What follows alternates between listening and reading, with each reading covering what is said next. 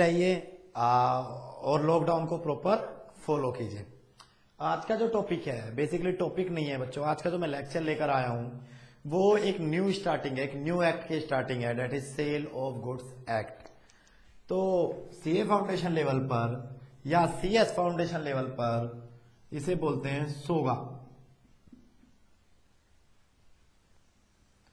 Basically अगर मैं इसके इंट्रोडक्शन की बात करूं, इस एक्ट के इंट्रोडक्शन की बात करता हूं, तो ये जो एक्ट है ये कॉन्ट्रैक्ट एक्ट से ही निकला है, समझ रहे हो? तो कॉन्ट्रैक्ट एक्ट इस एक्ट की मम्मी है, ये कॉन्ट्रैक्ट एक्ट का बेटा है। वो कैसे? देखो बच्चों, बात को समझना कि पहले कॉन्ट्रैक्ट एक्ट था जो कि सारे जनरल कॉन्ट्रैक्ट,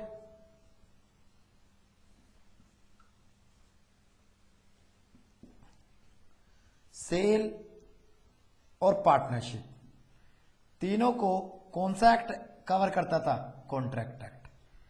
लेकिन क्या हुआ, बाद में आके सेल के लिए जैसे जैसे ट्रांजैक्शन बढ़ी, अलग से एक एक्ट बना दिया गया कि जितने भी सेल कॉन्ट्रैक्ट होंगे या जितने भी पार्टनरशिप कॉन्ट्रैक्ट, उनके लिए sale of goods act apply होगा, जिसे बोलते हैं SOGA, sale of goods act 1930। और सेम पार्टनरशिप के लिए पार्टनरशिप एक्ट 1932।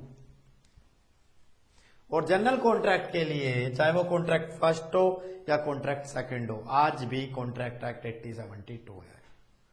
तो एक तरीके से समझिए कि कॉन्ट्रैक्ट एक्ट मदर है इन दो लॉ की, जिससे उसका पहला बेटा सोगा अलग हुआ 1930 में और दूसरा बेटा पार्टनरशिप एक्ट अलग हुआ 1932 में। तो ये सेल ऑफ गुड्स एक्ट क्या है? कौन से कॉन्ट्रैक्ट को कवर करता है? सेल को। तो हमें इस एक्ट को पढ़ने के लिए सबसे पहले इसके कुछ कॉन्सेप्ट को समझना होगा कि सोगा कवर द सेल कॉन्ट्रैक्ट्स। किसे कवर कर रहा है बच्चों सोगा एक्ट? किसे बेटा? सेल को।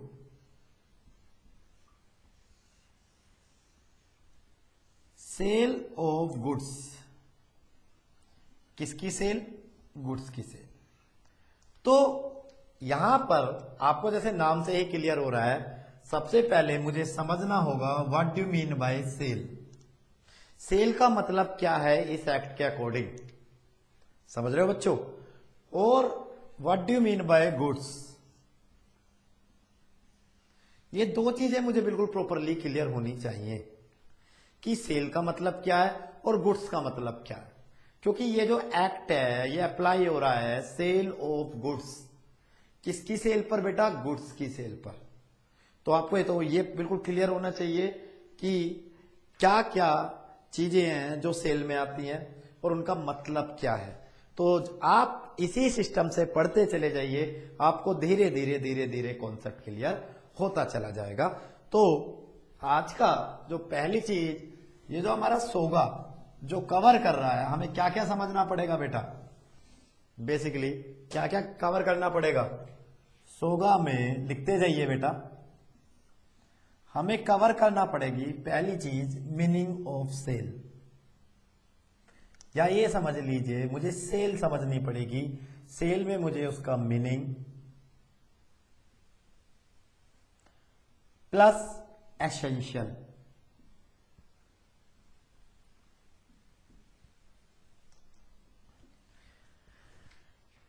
दूसरी चीज बहुत इंपॉर्टेंट है, मुझे एक कॉन्सेप्ट समझना होगा, that is condition and warranty.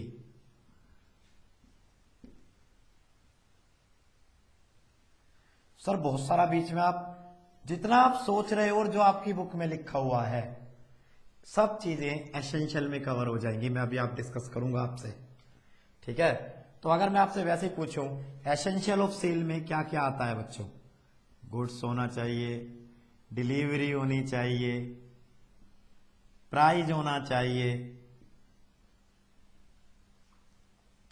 तो जो आपके दिमाग में आ रहा है कि सेल में क्या क्या, ट्रांसफर ऑफ ओनरशिप होना चाहिए,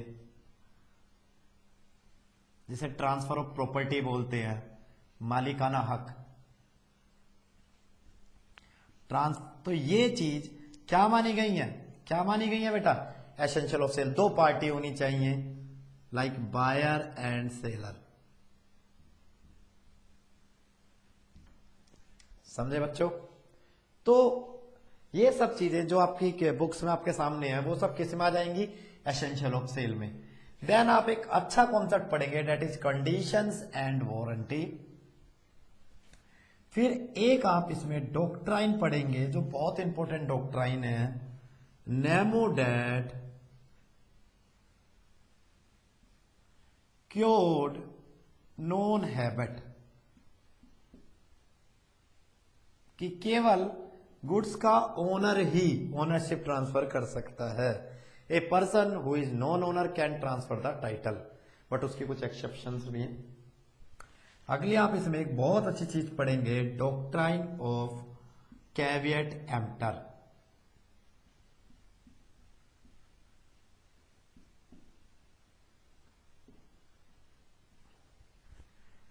जागो ग्राहक जागो,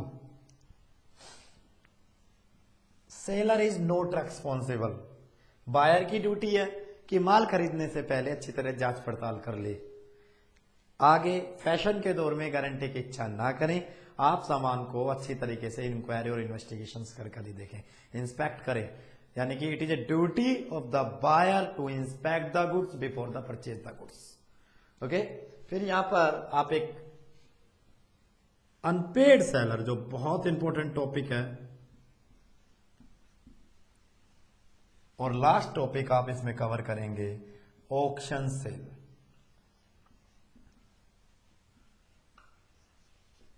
यानी कि अगर मैं बात करूं, जो ये तो एक स्पेसिफिक टॉपिक है इस एक्ट के, स्पेसिफिक टॉपिक। इस एक्ट का बेस टोटल आपके टॉपिक नंबर 1 में है। समझे बच्चों? मैं दोबारा बोल रहा हूं, आप एक बार समझ लीजिए कि सोगा में आप क्या क्या कवर करेंगे। सेल, सेल का मीनिंग ऑफ सेल, सेल और एग्रीमेंट टू सेल में क्या डिफरेंस है, सेल और हायर परचेज में क्या डिफरेंस है, सेल और बेलमेंट में क्या डिफरेंस है, वो यानी कि बेसिक चीजें। फिर एक चीज जो सेल हो रही है उसमें क्या क्या चाहिए, एक सेल एग्रीमेंट में क्या क्या चाहिए, दो पार्टी होनी चाहिए, सेलर और बायर, प्राइस तय होना चाहिए, डिलीवरी ऑफ गुड्स होना चाहिए। क्या क्या होना चाहिए बच्चों, दो पार्टी होनी चाहिए, सेलर और बायर, डिलीवरी होनी चाहिए गुड्स की। अब डिलीवरी जब आप पढ़ेंगे तो type of delivery, rule of delivery, different topics हैं, वो क्या क्या होते हैं, प्राइस कैसे तय होता है पार्टीज के बीच में, और ट्रांसफर ऑफ ओनरशिप। क्या बच्चे, ट्रांसफर ऑफ ओनरशिप, कि जब आपका एक सेल कॉन्ट्रैक्ट होगा तो उसमें ओनरशिप कैसे पास होगी, कब पास होगी, फिर रिस्क कैसे पास होगा, ये सब चीजें आपका सोगा एक्ट बताएगा। सोगा एक्ट कहां से निकला है सर, कॉन्ट्रैक्ट एक्ट से ही निकला है। पहले जो 1930 से पहले सारे सेल कॉन्ट्रैक्ट किस में कवर होते थे, कॉन्ट्रैक्ट एक्ट में कवर होते थे, because that is the general law of the land of the contract. फिर इसके लिए सेल के लिए जैसे जैसे बिजनेस बढ़ने शुरू हुए, सेल के लिए एक स्पेसिफिक एक्ट बना दिया गया जिसे सोगा बोलते हैं, cell of goods act 1932। Intro के बाद आप सेल के अंदर पढ़ेंगे कंडीशंस एंड वारंटी, फिर आप पढ़ेंगे doctrine Nemo dat quod non habit, फिर उसके बाद आप पढ़ेंगे डॉक्ट्राइन ऑफ कैविएट एम्पटर, फिर आप पढ़ेंगे अनपेड सेलर, और लास्ट में आप पढ़ेंगे ऑक्शन सेल। समझे बच्चों? तो चलो स्टार्ट करते हैं। What do mean by sale? Sale का मतलब क्या होता है? आप एक बार इन्हें टॉपिक्स को लिख लीजिए। ये हमारा पूरा सोगा है। तो सोगा को पढ़ने का सबसे बेटर तरीका भी यही है बच्चों कि आप कॉन्सेप्चुअली धीरे धीरे धीरे धीरे पढ़ते चले जाइए। समझ रहे हो? और एक सिस्टम से पढ़िए। कभी आप पहले अनपेड सेलर पढ़ लो, पीछे से पढ़ना शुरू करो, और अभी आपको यही नहीं पता है कि सेलर क्या होता है। समझे बच्चों? तो उन सब चीजों से बचेंगे आप। प्रॉपरली आप इसे पढ़ें और फिर स्टार्ट करते हैं।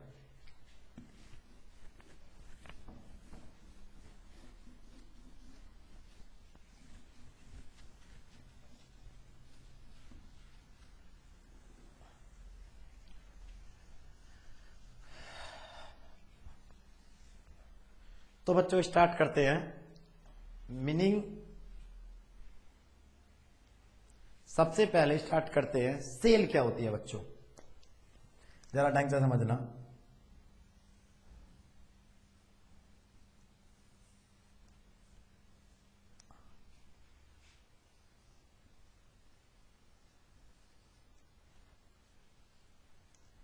ये एक बंदा है, दैट इज सेलर।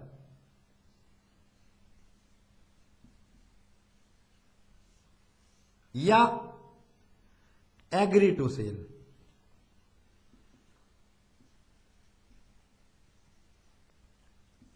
दो बातें मैं आपको यहां समझा रहा हूं बच्चों, वो जरा ढंग से समझना। दूसरा एक बंदा है बायर,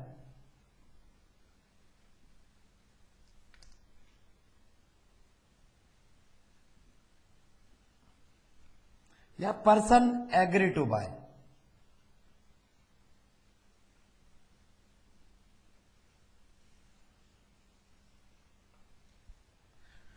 इस बंदे को गुड्स सेल करा, गुड्स। इसके बदले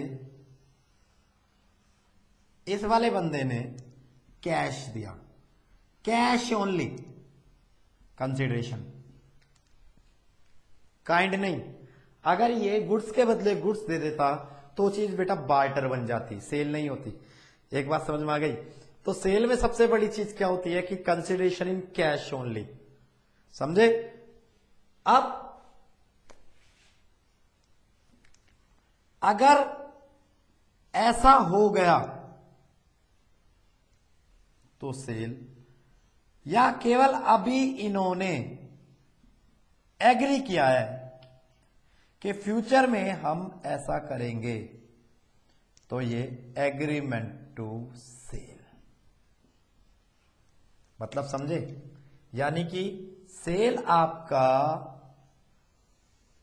कॉन्ट्रैक्ट आपकी दो चीजें कवर करता है, sale plus agreement to sale. तो sale is an agreement between two or more person where one person sell or agree to sell and another person buy or agree to buy the goods in which consideration in cash only। तो जब हम कहेंगे कि वहां पर cell हुई है, तो आप क्या समझे बच्चों, क्या क्या होना चाहिए आप यहां से समझ जाएंगे। सेल में क्या क्या होना चाहिए, एसेंशियल ऑफ सेल क्या होंगे। चलिए बेटा नोट डाउन कीजिए, मैं दोबारा बताता हूं। हेयर पर्सन ए, इसे आप ए मान लो, ये बंदा है बी, इसे आप एस मानो, ए मत मानो, एस मान लो मेरे कहीं से। ये बंदा सेलर या एग्री टू सेल हुआ है कि मैं फ्यूचर में कर दूंगा। ये बंदा बी बोले तो बायर या पर्सन एग्री टू बाय, कि मैं खरीद रहा हूं या फ्यूचर में खरीदूंगा। अब एक बात समझ में आई बच्चों यहां से आपको, कि यहां से आपको पता चल गया कि sale include agreement to sale, यानी कि सेल को दो कंटेस्ट में बात किया गया है। सोगा के अंदर सेल का meaning in to context use हुआ है बच्चों। देख लीजिए बेटा, स्टार्ट करते हैं।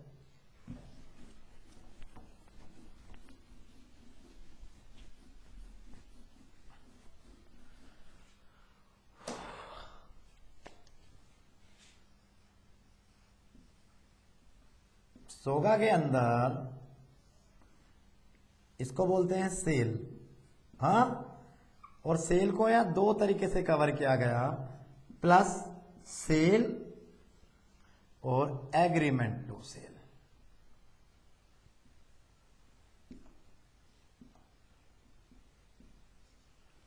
यानी कि सेल हो गया आपका एग्जीक्यूटेड कॉन्ट्रैक्ट। मतलब क्या है बेटा, दोनों पार्टी ने कर दिया जो उन्हें करना चाहिए था, और एग्रीमेंट टू सेल हो गया आपका एग्जीक्यूटरी कॉन्ट्रैक्ट। एक मिनट बच्चों, मार्कर ले लेते हैं। क्या हो गया आपका बेटा सेल, एग्जीक्यूटेड कॉन्ट्रैक्ट,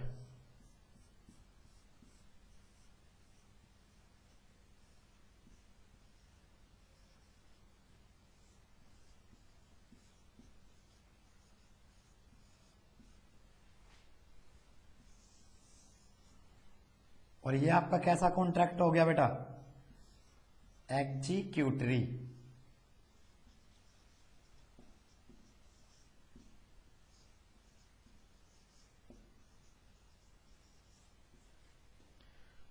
समझे बच्चे? यहां पर जी बोले तो बच्चों गुड्स, क्योंकि मैंने आपको बताया था goods, sale of goods act, यानी कि सेल और एग्रीमेंट टू सेल में डिफरेंस क्या हुआ? सेल एक एग्जीक्यूटेड कॉन्ट्रैक्ट है, both party have done what they have required to done. क्या मतलब होता है एग्जीक्यूटेड कॉन्ट्रैक्ट का? Both party have done what they have required to be done. और एग्रीमेंट टू सेल कैसा कॉन्ट्रैक्ट है आपका? Executory contract. फ्यूचर में ए बी से कह रहा है, एस बी से कह रहा है मैं फ्यूचर में दूंगा तुझे माल, बी कह रहा है ठीक है मैं फ्यूचर में खरीदूंगा तुझसे माल, यानी कि दोनों साइड से फ्यूचर की बात हो रही है। तो अभी कुछ भी पूरा नहीं हुआ है, जब पूरा नहीं हुआ है तो कैसा कॉन्ट्रैक्ट हुआ बच्चे? एग्जीक्यूटरी कॉन्ट्रैक्ट, यानी कि सेल में ओनरशिप तुरंत पास हो जाती है बच्चे, मालिकाना हक तुरंत पास हो जाता है गुड्स का। क्या होता है जनरली, आप कोई चीज खरीदते हैं, आप ये मार्कर मुझसे खरीदने आए तो क्या होगा जनरली बच्चे बताइए? आप मुझसे मार्कर नहीं खरीदोगे, इस मार्कर का मालिकाना हक खरीदोगे। मैं आपको क्या करूंगा जनरली? इस मार्कर को आपको बेचूंगा, मतलब डिलीवरी आपको पास कर दूंगा इस चीज की। What do mean by delivery? Transfer of possession of one thing from one person to another person. समझे बच्चे? किसकी? और ये क्या है मार्कर? गुड्स। क्योंकि गुड्स में जब आप पढ़ेंगे, अभी मैं आपको बताऊंगा अगली डेफिनेशन गुड्स की बताऊंगा, तो पहले मैं आपको ये समझाना चाह रहा था कि सेल का मतलब यहां पर दोनों चीजें, sale plus agreement to sale. Sale include sale और एग्रीमेंट टू सेल, पर क्या डिफरेंस होता है? सेल में क्या कैसा कॉन्ट्रैक्ट होता है? सेल एग्जीक्यूटेड कॉन्ट्रैक्ट होता है, और एग्रीमेंट टू सेल कैसा कॉन्ट्रैक्ट होता है? एग्जीक्यूटरी कॉन्ट्रैक्ट होता है। सेल में ओनरशिप तुरंत ट्रांसफर हो जाती है, और एग्रीमेंट टू सेल में ओनरशिप कब ट्रांसफर होगी? फ्यूचर में। ओके, अब चलते हैं एसेंशियल ऑफ सेल।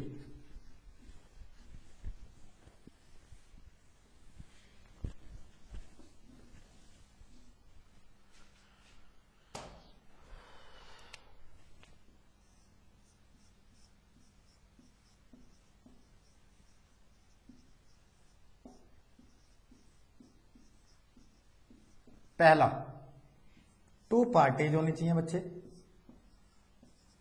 ये तो हमें पता चल गया सर। कौन कौन सी बताओ चलो? सेलर या बायर, या बायर या दोनों दोनों प्लस सेलर और बायर, या पर्सन एग्री टू सेल और पर्सन एग्री टू बाय, ये दोनों पार्टी होनी चाहिए। समझे बच्चों? अब दूसरी चीज, डिलीवरी ऑफ गुड्स होना चाहिए सर। सबसे पहले गुड्स तो होना चाहिए बच्चों, डिलीवरी ऑफ गुड्स होना चाहिए, बिल्कुल होना चाहिए भैया, मैं क्या मना कर रहा हूं। एक प्राइस होना चाहिए, यानी कि कंसिडरेशन इन कैश ओनली।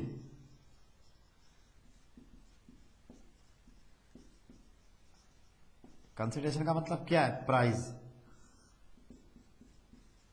जो डिसाइड होता है। क्यों? मैंने आपको पहले भी बता दिया था, स्टार्टिंग में ही बता दिया था कि कंसिडरेशन में केवल क्या होगा? कैश होगा, चीज के बदले चीज नहीं। और कैश का मतलब यहां पर कैश इंक्लूड चेक, चाहे आप गूगल पे से पेमेंट कर रहे हैं वो कोई इशू नहीं है बच्चे। आप डे टू डे ट्रांजेक्शन करते हैं, बहुत सारी सेल परचेज करते हैं या सेल करते हैं, आप जाते हैं बाजार में जाते हैं, फूड्स परचेज करते हैं, मोमोज परचेज करते हैं, मार्कर परचेज करते हैं, रजिस्टर परचेज करते हैं, गिफ्ट परचेज करते हैं, तो आपकी साइड से वो परचेज हुआ, यू आर अ बायर, और सेलर की साइड से वो क्या हुआ? सेल हुआ। ओके बच्चे, लास्ट वाली चीज ट्रांसफर ऑफ ओनरशिप। मैंने आपको बताया था चीजें नहीं बिकती,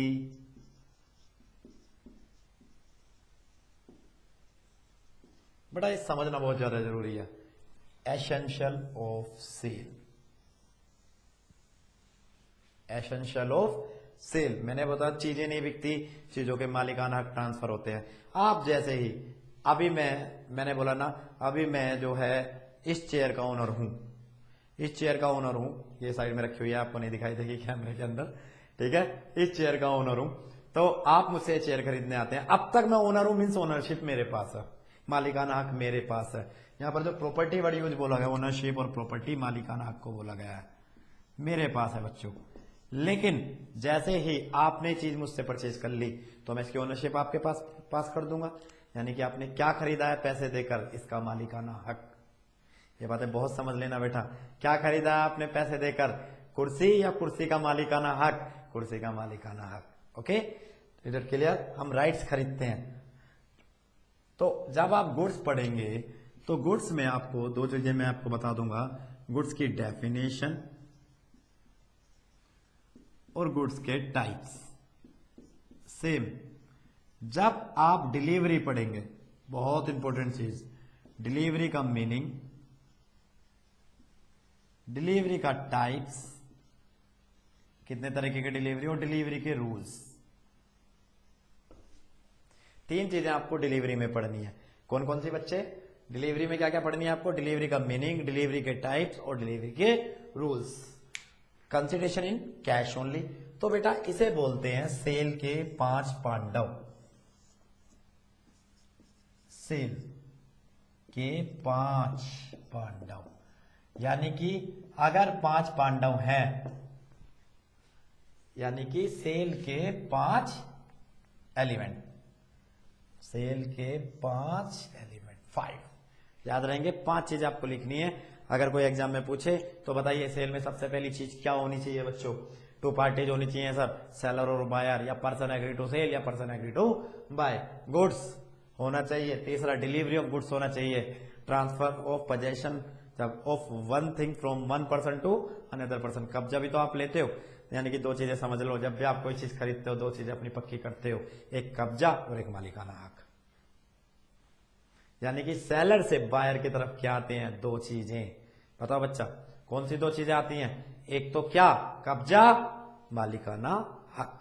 तो वही 2 चीजें मैंने यहां पर लिखी हैं। उसके बदले बायर को क्या देना होता है बेटा? कंसिडरेशन देना होता है। वो क्या होना चाहिए? कैश होना चाहिए। क्या होना चाहिए बच्चे? कैश होना चाहिए। और 2 पार्टी होती ही है। तो कोई ज्यादा टेक्निकल नहीं है कि सेल के एसेंशियल याद करने में। There are the 5 essential of a sale. इधर क्लियर। पहली कौन सी चीज बता दी मैंने आपको? 2 पार्टीज होनी चाहिए, सेलर और बायर। गुड्स होना चाहिए, डिलीवरी ऑफ गुड्स होना चाहिए। डिलीवरी कहां से लेके कहां होती है? सेलर से बायर की तरफ होती है। ट्रांसफर ऑफ ओनरशिप होना चाहिए, यह भी कहां से लेके कहां तक होती है? सेलर से बायर की तरफ चलती है। भैया कंसिडरेशन पे होना चाहिए, ये कहां से लेके कहां तक चलता है? बायर से सेलर की तरफ को चलता है। ओके बच्चे, तो 2 चीजें सेलर से बायर की तरफ चल रही हैं। सेलर से बायर की तरफ क्या क्या चल रहा है बच्चों? रफ कर रहा हूं मैं, बताओ सेलर से बायर की तरफ क्या क्या चल रहा है? रटने की जरूरत ही नहीं पड़ती बेटा। अगर आप थोड़ा सा प्रैक्टिकली से हाथ में को एक एग्जांपल पकड़ लीजिए और उससे लेकर पढ़ते जाइए।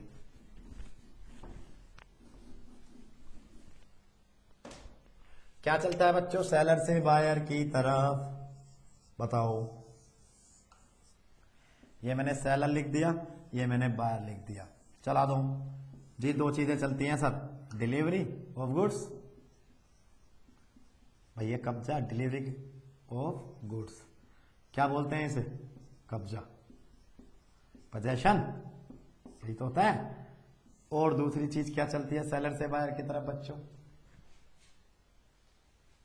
क्या चलती है दूसरी चीज सेलर से बायर की तरफ? सर जी ओनरशिप, मालिकाना हक। समझे? और भैया यहां से लेकर यहां तक क्या चलता है? एक ही चीज चलती है, कंसिडरेशन, कैश ओनली। बहुत आसान है और यही एसेंशियल हो गए। मैंने कुछ अलग तो नहीं बताया। 2 पार्टी होनी चाहिए, सेलर और बायर। गुड्स होना चाहिए, गुड्स की डिलीवरी होनी चाहिए, नो डाउट। गुड्स की ओनरशिप पास होनी चाहिए कहां? Seller to buyer. और इसके बदले बायर सेलर को क्या देगा बेटा? कैश देगा।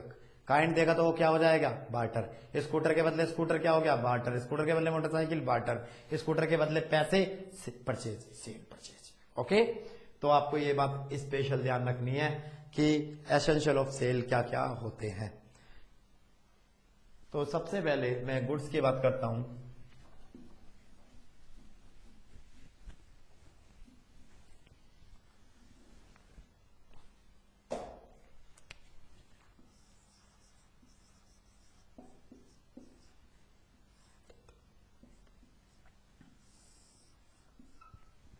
देखो बच्चों, इंक्लूड और एक्सक्लूड, यानी कि सेल ऑफ गुड्स एक्ट के अकॉर्डिंगली गुड्स क्या माने जाएंगे? ऑल मूवेबल प्रॉपर्टी,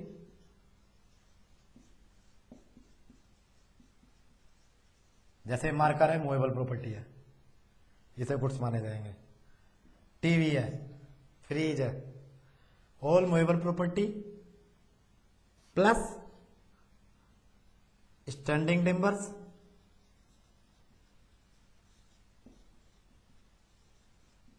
शेयर, लेकिन after allotment, rare coins, growing crops,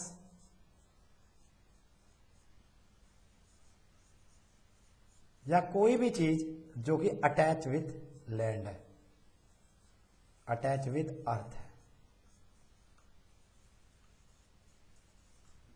ये आ गया इंक्लूड। शेयर कब? आफ्टर अलॉटमेंट, क्योंकि एग्जिस्टेंस में ही शेयर कब आते हैं बेटा? After allotment. Rare coins, money is not a goods but rare coins is a goods. Money क्या होता है? जो टेंडर, लीगल टेंडर मनी जो इन सर्कुलेशन होती है, जैसे रुपया। ओके बच्चे, लेकिन जो रेयर कॉइन्स है, जो पुराने सिक्के हैं, वो बिकते हैं, वो तो बल्कि म्यूजियम में रखे जाते हैं। ओके, एक्सक्लूड क्या हुआ फिर बताओ यहां से ही? इमूवेबल प्रॉपर्टी, लैंड क्या सेल ऑफ गुड्स एक्ट के हिसाब से बिक सकती है? नहीं, वहां पर transfer of property act applicable होता है, क्योंकि लैंड एक इमूवेबल प्रॉपर्टी है, जबकि सेल ऑफ गुड्स एक्ट में गुड्स कवर होते हैं, और गुड्स कभी भी इमूवेबल प्रॉपर्टी को इंक्लूड नहीं करता। गुड्स केवल कौन सी प्रॉपर्टीज को इंक्लूड करता है बेटा? मूवेबल को। इमूवेबल प्रॉपर्टी एक्सक्लूड है। और बोलो बच्चे, money in circulation,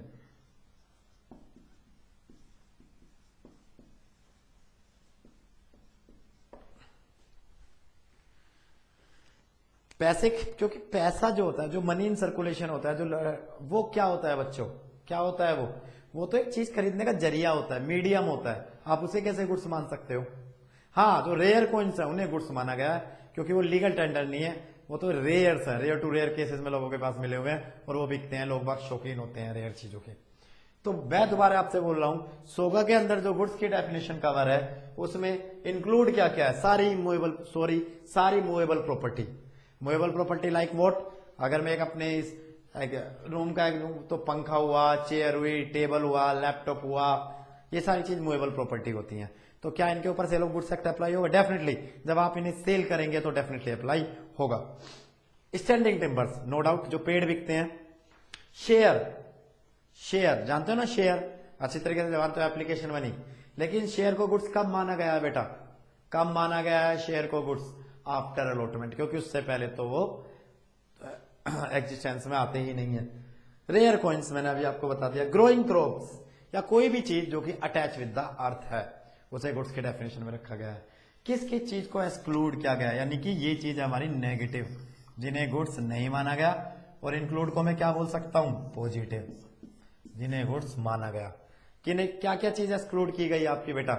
immovable property, जैसे लैंड, क्योंकि लैंड अगर आप बेचते हो तो उसे सेल नहीं बोलते, पहली बात उसे ट्रांसफर बोलते हैं। क्या बोलते हैं बच्चों? उसे ट्रांसफर बोलते हैं। एक डीड बनती है, स्टाम्प पेपर होता है, डीड बनती है, तो वहां पर कौन सा एक्ट अप्लाई होता है? Transfer of property act 1882। और दूसरी चीज मनी इन सर्कुलेशन, इसे भी क्या नहीं माना गया बेटा? गुड्स नहीं माना गया है।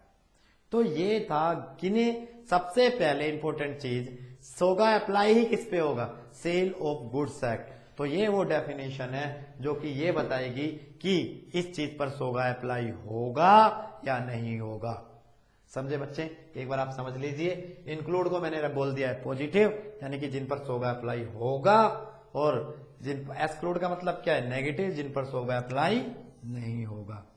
सोगा अप्लाई नहीं होगा। क्यों नहीं होगा? क्योंकि वो गुड्स नहीं है। सोगा अप्लाई होगा।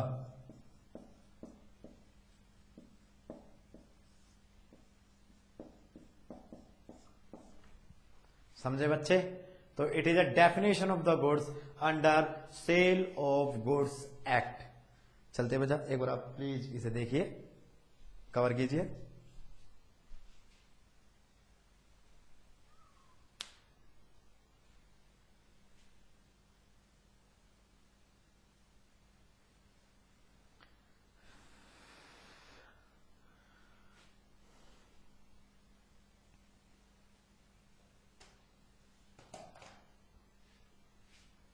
अगला जो एसेंशियल है बच्चों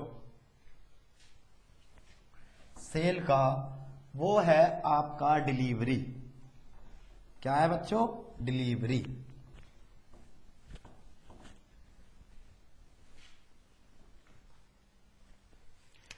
तो जब मैं डिलीवरी की बात करता हूं बेटा, आराम से समझना, बहुत इंपॉर्टेंट टॉपिक है।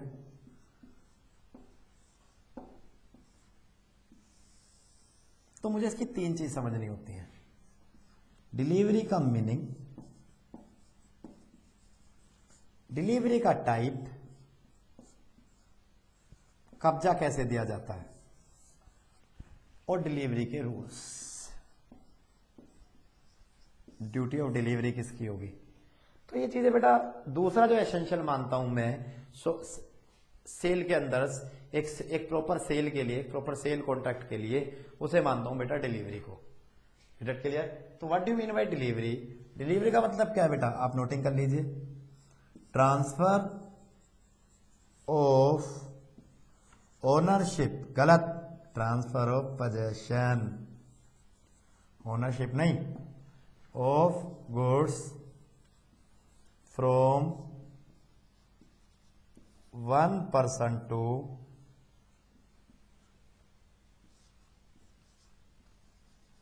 Another person.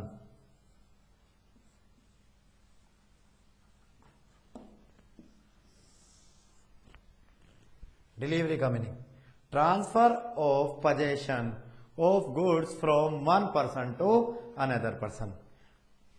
अब इसके types, there are the 3 types of delivery. Actual delivery,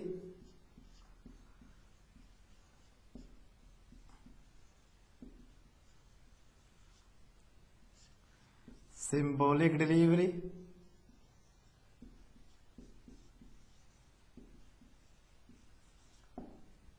constructive delivery.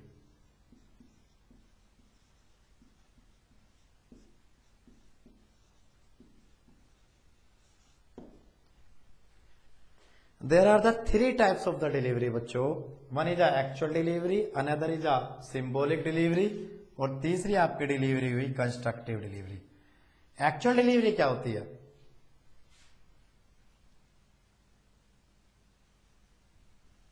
ए ने बी को पिज्जा डिलीवर कर दिया। सर लॉकडाउन चल रहा है, क्या डिलीवर कर दिया? पिज्जा। एक्चुअल डिलीवरी हो गई। आप गोलगप्पे वाले के पास गए गोलगप्पा खाने, लीजिए सर गोलगप्पा, एक्चुअल डिलीवरी हो गई। गोलगप्पे का कब्जा आपके हाथ में, हो गई जी सेल। समझे? तो ये हुई आपकी एक्चुअल डिलीवरी, जब आपको और actual position of the goods मिल जाता है सीधा सीधा। दूसरी हुई आपकी सिंबॉलिक डिलीवरी। आपको एक एग्जांपल याद रखना है कि आप गाड़ी लेने गए, आप गाड़ी लेने गए, तो जब आप गाड़ी लेने गए तो क्या गाड़ी आपको उठाकर दे दी या उसकी की दे दी? तो की अपने आप में ये सिंबल है कि आपको गाड़ी की डिलीवरी मिल गई है। समझे बच्चे? जिसकी चाबी उसकी गाड़ी। ओके, तो चाबी का मतलब क्या है? अगर आपके पास उसकी कार की चाबी आ गई, इट मीन्स आपके पास उस कार का कब्जा आ गया, पोजेशन आपके पास आ गया। तो इसे बोलते हैं कौन सी डिलीवरी बेटा? Symbolic delivery. क्या बोलते हैं? सिंबॉलिक। तीसरी हुई आपकी कंस्ट्रक्टिव डिलीवरी, एक्चुअली इसे डीम्ड डिलीवरी भी बोलते हैं।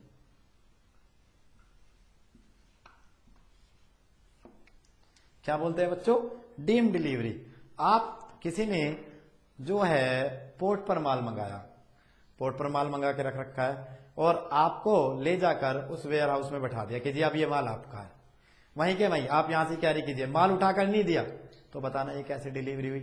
कंस्ट्रक्टिव या डीम्ड डिलीवरी। कौन सी डिलीवरी हुई बच्चे? कंस्ट्रक्टिव या डीम्ड। तो बच्चे what do mean by delivery? Transfer of possession of one thing from one person to another person. What do mean by one person? कौन है यहां पर? Seller to buyer. मैंने बताया था seller to buyer. It clear? कितने तरीके की डिलीवरी यूज कर सकते हैं हम लोग? Modes of delivery. Actual delivery में क्या करते हैं? चीज उठाते हैं, ले भाई, मार्कर उठाया, बेच दिया, एक्चुअल डिलीवरी। गोलगप्पे, पिज्जा, यहां पर क्या होती है? एक्चुअल डिलीवरी हो जाती है। Dosa, it clear? Symbolic delivery में आपको चीज नहीं मिलती, उसका कोई सिंबल मिलता है जो ये माना जाता है कि चीज आपकी हुई। जैसे मैंने आपको बताया, आपको गाड़ी नहीं मिली, गाड़ी की चाबी मिल गई। और तीसरी डिलीवरी आपकी हुई कौन सी? कंस्ट्रक्टिव डिलीवरी, जिसे हम क्या बोलते हैं बेटा? डीम्ड डिलीवरी भी बोलते हैं। क्या बोलते हैं? Deemed delivery. इसमें क्या होता है कि आपको क्या मिला तक? वेयर हाउस पर बोल दिया गया था, चालान आपके नाम में कर दिया गया था कि ये सामान अब आपका है, इसका मतलब अब आपको डिलीवरी दे दी गई है। तो या आपके किसी बंदे को डिलीवरी दे दी तो ये मान लिया जाएगा कि अब आपके पास डिलीवरी चली गई है। तो एक तरीके से इनडायरेक्ट डिलीवरी भी हो जाती है। It is a deemed delivery, constructive delivery. Okay बच्चों, तो नेक्स्ट क्लास में आप जरा इन्हें पढ़िए। अभी मैंने डिलीवरी के रूल आपको नहीं बताए हैं, ऐसे ही मैंने अभी आपको टाइप्स ऑफ गुड्स नहीं बताए हैं, उनके लिए मैं एक अलग से लेक्चर आपको दूंगा। तो आज मैंने आपको सेल ऑफ गुड्स एक्ट का बेटा बेसिक बताया है कि सेल क्या होती है, सेल में क्या क्या इंक्लूड होता है। तो ये चीजें आप प्रॉपर देखें, 2 बार वीडियो को देखें एटलीस्ट, जब जाके आपको कॉन्सेप्ट क्लियर होगा। एक बार में एकदम क्लियर नहीं होगा। आप समझेंगे कि सचिन सर ने किस तरीके से सिंपली उन्हें समझाने की कोशिश की है। Thank you, bye bye, take care बच्चों।